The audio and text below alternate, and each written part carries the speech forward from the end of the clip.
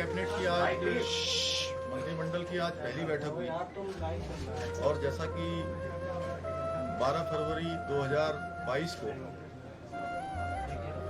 मैंने और मेरी पार्टी ने उत्तराखंड की देवतुल्य जनता के समक्ष ये हमने संकल्प लिया था कि हमारी नई सरकार के गठन होते ही हम यूनिफॉर्म सिविल कोड उत्तराखंड के अंदर लेकर आएंगे।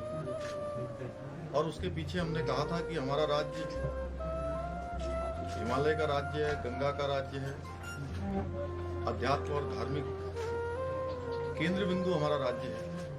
हमारी यहाँ की धार्मिक विरासत है, हमारी अपनी संस्कृति है, सैन्य बाहुल्य हमारा प्रदेश है।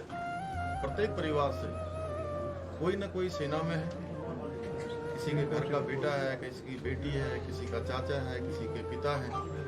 वो हिंदुस्तान के किसी न किसी कोने में सेना में जाकर या अर्धसैनिक बलों में, सेना में या अन्य किसी फोर्सों में जाकर अपनी सेवाएं देश को दे रहे हैं।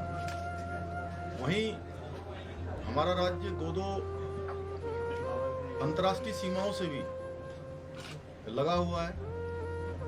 ऐसे में जरूरी है कि उत्तराखंड राज्य के अंदर एक ऐसा कानून होना चाहिए जो सभी के लिए समान हो। और हमने उत्तराखंड की देवतुल्य जनता के समक्ष ये संकल्प लिया था कि हमारी सरकार के गठन होते ही हम इसे लागू करने की दिशा में कदम बढ़ाएंगे और एक स्टेक होल्डर्स, विधि विशेषज्ञ और समाज के क्षेत्र में जिनका बड़ा अनुभव है, विभिन्न क्षेत्रों में जिन्होंने काम किया है, उन सभी को मिलाकर एक कमेटी का हम गठन करेंगे, एक उच्च स्तरीय कमेटी बनाएंगे।